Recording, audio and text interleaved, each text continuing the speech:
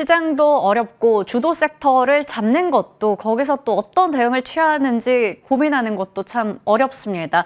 오늘 이분과 함께 이야기를 좀 나눠볼 텐데요. 유니스토리 자산운용 김장률 투자전략본부장 나오셨습니다. 안녕하세요. 네, 안녕하십니까? 네, 저희가 항상 금요일에는 본부장님과 좀 전략을 세워보고 있는데 일단 시장 얘기부터 먼저 해볼게요. 오늘 장중에 또 뭐 2차 계엄에 대한 루머가 나오면서 전반적으로 증시가 굉장히 출렁거리기도 했습니다. 그래서 연중에 저점에 가까워지는 모습, 코스피는 2,400선이 붕괴되기도 했었고요. 코스닥은 무려 신저가를 기록하는 등 굉장히 좋지 않은 상황이 나타나면서 우리 투자 심리가 더욱더 불안해졌단 말이죠. 아무래도 정치적인 불확실성이 좀 거쳐야 될 텐데 주말에도 탄핵 표결 이런 이슈들이 있어서 만만치 않을 것 같아서요. 우리 좀 어떻게 시장을 대응해야 될까요? 일단은 그 의회에 이번 주에 아주 의외가 서프라이즈, 아주 진짜 있을 수 없다고 생각하는 그런 일들이 발생했죠. 그러니까요. 제가 고등학교 때 아마 그런 일이 있었던 것 같은데 이게 나이가 들어서 또 이렇게 볼 줄은 몰랐어요. 근데 한번 경험하고 나서 보는 거 봤을 때는 이게 결국은 실패했지만은 실패했더라도 계획이 있었을 거 아닙니까? 그러면 그 계획들이 하나하나 밝혀질 때마다 시장에서는 요동칩니다. 이렇게까지 했어? 이렇게 불안하잖아요. 했어? 그렇죠, 그렇죠. 이제 원래 그런 계획을 하면 그 정도까지 하게끔 돼 있죠. 목숨 걸고 하는 거 아니겠습니까? 그래서 앞으로 뉴스가 그 내일 표결이 돼서 그 탄핵이 소추가 되든 안 되든 간에 계속 그렇게 여러 가지 루머 내지는 그 확대되기도 하고 어떤 거는 새롭게 증명되기도 하면서 뭐 아주 극단적인 무슨 그런 죄까지 얘기가 나오고 있잖아요. 그런 거를 바라보는 우리가 중요한 게 아니고 그걸 바라보는 외국인의 시각이 중요합니다. 외국인은 빨리 안 돌아올 겁니다.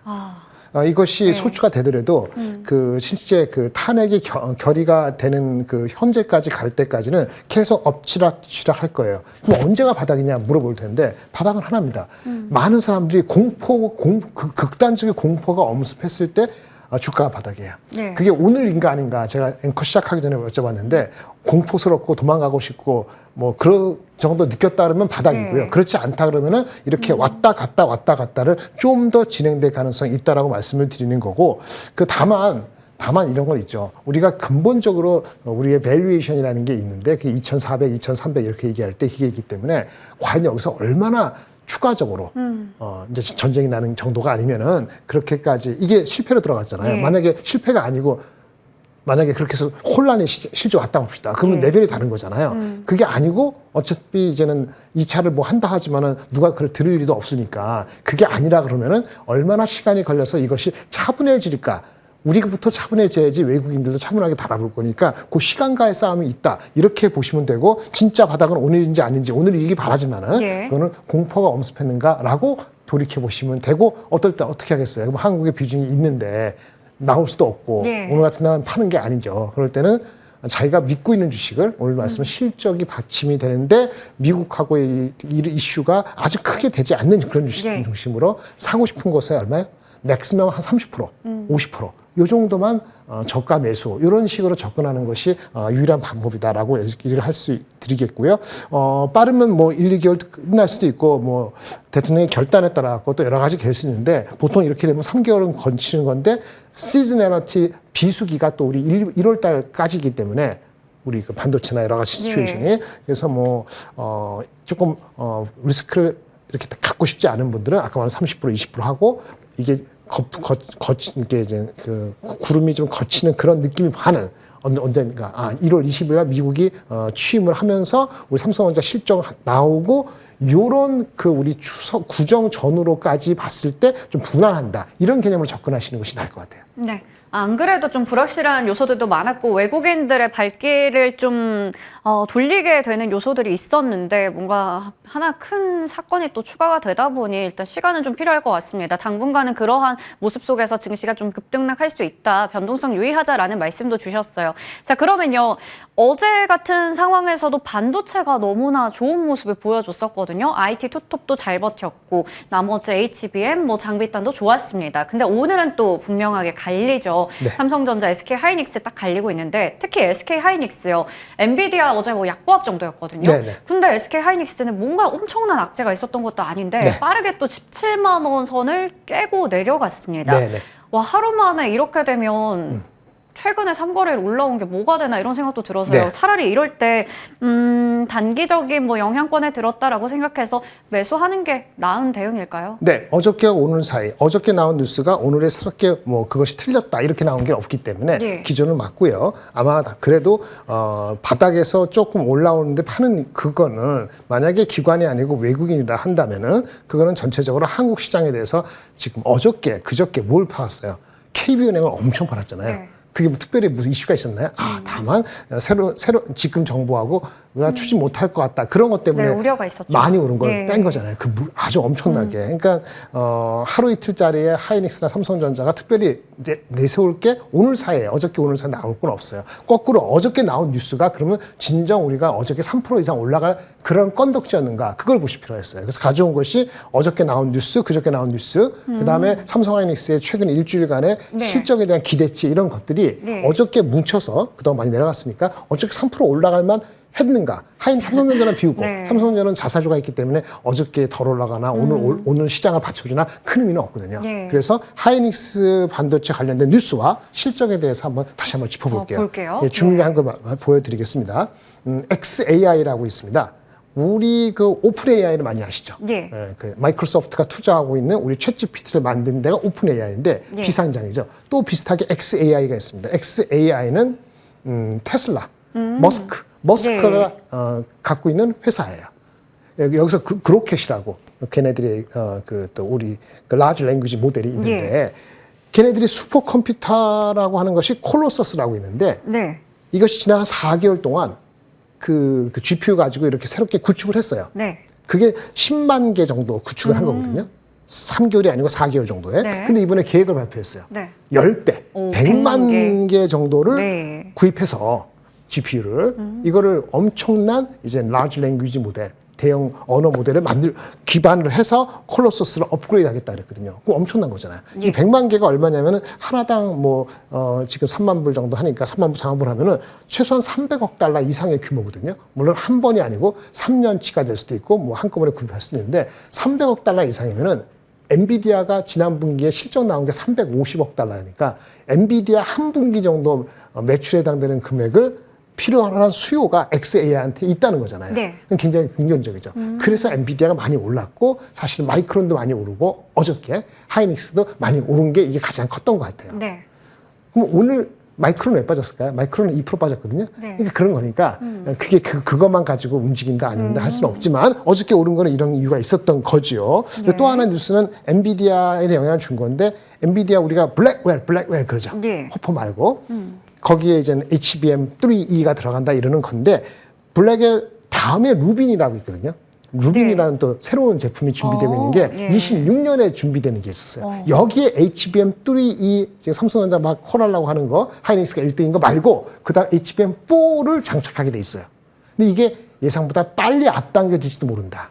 네. 그러니까 이게 맞다 그러면 엔비디아가 더 성능 좋은 거를 빨리 시장에 내놓으려고 한다. 그런 얘기를 일으키는 그런 뉴스가 대만발로 나왔었어요. 좀 좋은 거 아닌가요? 그렇죠. 그러니까 HBM 오늘 나온 게 아니고 관련해서? 어저께. 네. 그래서 어저께 주가가 올라간 거에 이유는 이런 것들이 예. 있었다는 건데 이건 확인된 게 아니죠. 근데 만약에 true 하면은 삼성보다는 하이닉스한테는 더 유리하죠. 그렇죠. 삼성전자보다는 하이닉스가 앞서 있으니까 그럼 삼성전자가 더 마음에 촉박한 걸 느끼는 거잖아요. 그러니까 이런 정황들이 어저께 하이닉스가 올라가는 데는 충분한 이유가 된 거이죠. 네. 근데 오늘 빠진 거는 뭐 마이크론 빠지니까 빠졌는지 네. 더 새로운 뉴스가 없으면은 탄핵 때문에 탄핵 추진 때문에 더 빠질 이유는 사실 없는 불안해서, 거죠. 네. 이렇게 보시면 되고요. 그럼 실적에 대한 게 어떤가 볼게요. 실적은 지난 3분기에 7조 나왔었어요.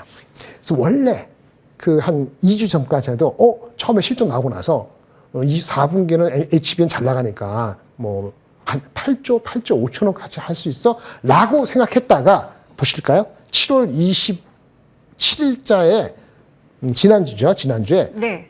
8조 못 나와요. 7조 정도 7조 중반밖에 안 나와요라는 애널리스트 리포트가 나오면서 지난주 주가가 16만 원대 내려앉은 거예요. 네. 그러다가 최근에 다시 12월 4일 이거 어저께죠. 나온 얘기가 일부에서 얘기한 7조 초반은 아니고 8조 이상 나올 수 있어요. 왜? 레거시 제품은 안 좋은데 거꾸로 HBM이 예상보다 좋아서 이렇게 아기로 하는 애널리스트 리포트가 나오면서 7조 초반 중반은 좀 그런 거 아니야라는 아기가 나왔어요. 근데 이거는 제가 말씀드릴게요. 가봐야 알아요.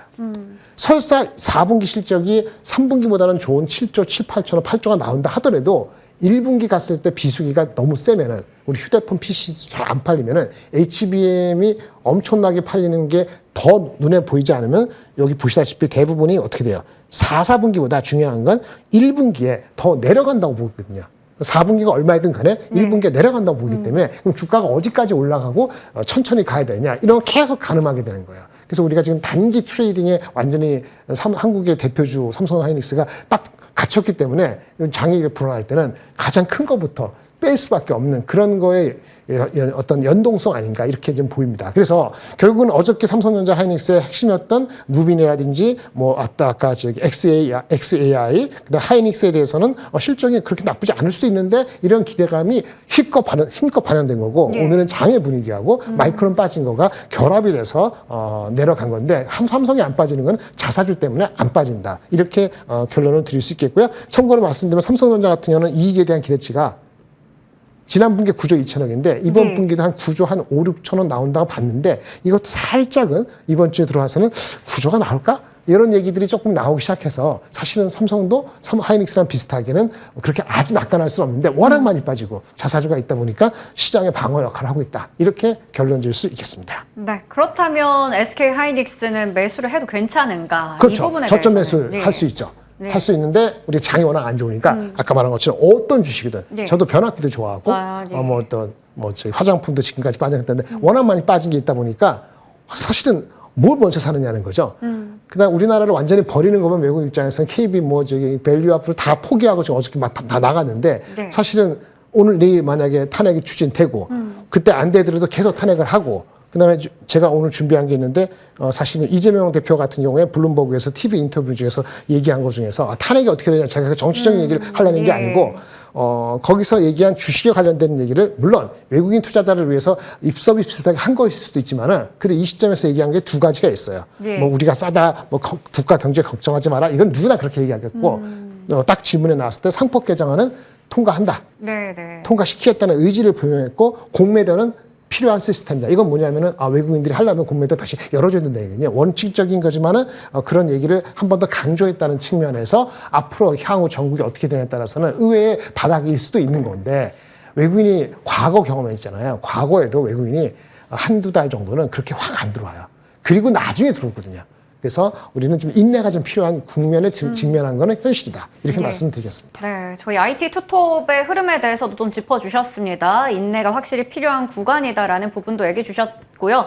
IT 투톱을 딱 나눠서 봤을 때는 SK 하이닉스가 역시나 좀 상대적으로 좋네요. 그리고 삼성전자는 그래도 잘 버티고 있는 모습들까지 최근에 좀 확인을 해봤습니다. 그리고 앞서 얘기해 주셨던 그 업데이트된 뉴스가 결국에 HBM의 수요와 관련해서는 긍정적이잖아요. 그렇죠. 그렇다면 맞습니다. 삼성과 SK 하이닉스 간의 그 선점 경쟁도 더 치열해지지 않을까라는 생각도 드는데요. 그렇죠. 그런데 연말 연초에까지 했을 때 삼성전자가 HBM3E의 12단 그게 콜이 나느냐 하는 건데 연말까지 난다고 보는 사람은 거의 없어요. 보통 지금 나오는 게 삼성전자 업데이트 해두면 시장에서 바라보는 거는 HBM3E의 12단 내년에 핵심이 되는 거예요. HBM에 하이닉스가 다 잡고 있는 그거에 대한 삼성전자가 콜이 나는 시점에 대해서는 시장에서는 좀 빠른 사람들이 2분기 언제 조금 보수적인 사람들은 한 8, 9월이나 가서 이렇게 보기 때문에 삼성전자 이익에 의미 있게 들어가는 거는 내년 초까지는 아니다. 일단 그렇게 보시는 게 맞을 것 같습니다. 네, 좋습니다. 오늘 이렇게 저희가 시장에 대한 이야기부터 반도체 섹터에 대해서도 전반적으로 좀 의견을 여쭤봤습니다. 오늘 들은 말씀도 도움이 많이 되셨길 바라겠고요. 지금까지 유니스토리 자산운용 김장열 투자전략본부장과 이야기 나눠봤습니다. 오늘도 감사합니다. 네, 감사합니다.